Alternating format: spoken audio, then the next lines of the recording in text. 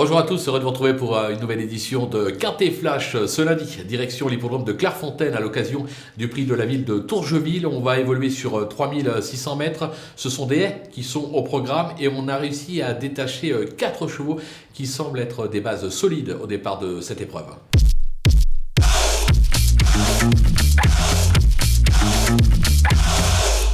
On y va avec nos bases, avec le numéro 3, Drop the Pilot, qui reste sur une très bonne sortie dans une listed à Hauteuil, perfectible.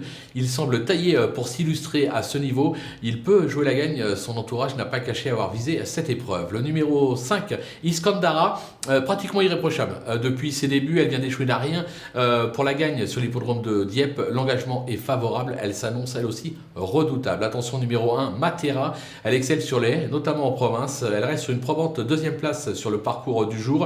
Elle peut cette fois ambitionner la victoire, même si elle reste chargée. Et enfin, le 16, Planétarium, il est plutôt appliqué ces dernières semaines et vient d'échouer à la hanche de Matera pour la deuxième place sur ce parcours. Je me dis qu'avec l'avantage au poids, l'arrivée peut être inversée, raison pour laquelle sur sa lancée, il vaut mieux le redouter celui-là. Les opposants avec le numéro 4, Orange Diamond, qui vient de remporter son handicap sur cette piste, ce qui lui vaut 7 livres de pénalité, mais cela ne devrait pas l'empêcher de pouvoir confirmer. En effet, limite inconnue, attention à sa candidature. Le numéro 12, Rock'n'Roll, très appliqué ces derniers mois, il vient de fort bien se défendre sur cette piste avec une 3e place à la clé. Sur sa lancée, on peut encore y croire. Le numéro 15, Beautiful Horse, qui traverse une belle passe actuellement et s'adapte à tous les tracés. Elle est correctement traitée au poids, elle peut elle aussi ambitionner un accessite. Le coup de poker, ce sera le numéro 14, imbattable du seuil. Il reste sur une excellente 3e place dans un bon lot à Hauteuil. Il court peu, mais à bon escient. L'engagement est favorable sur sa fraîcheur.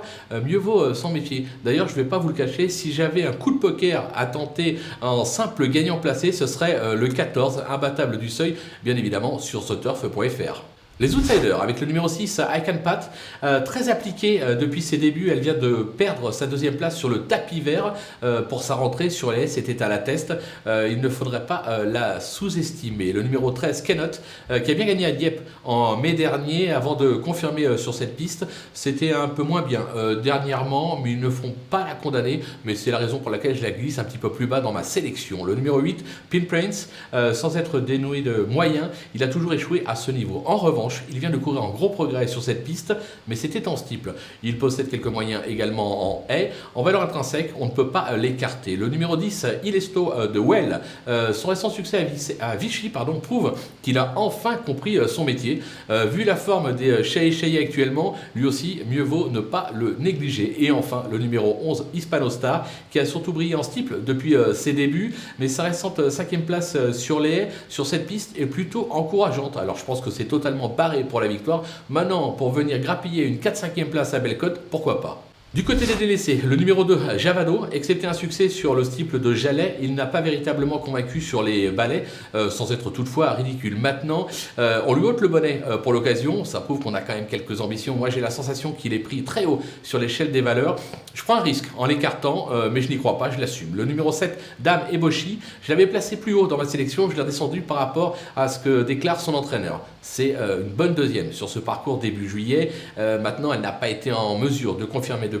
Elle reste assez constante, son entourage n'est pas très chaud, il dit que pour lui c'est compliqué dans cette catégorie, raison pour laquelle je leur fais confiance, je l'écarte. Et enfin le numéro 9, Indigo de Kerser, qui vient enfin d'ouvrir son palmarès dans un tout petit lot sur l'hippodrome de Vittel. La donne change à ce niveau, surtout pénalisé de 2 kg, pas d'emballement, raison pour laquelle je tente également l'impasse sur ses chances.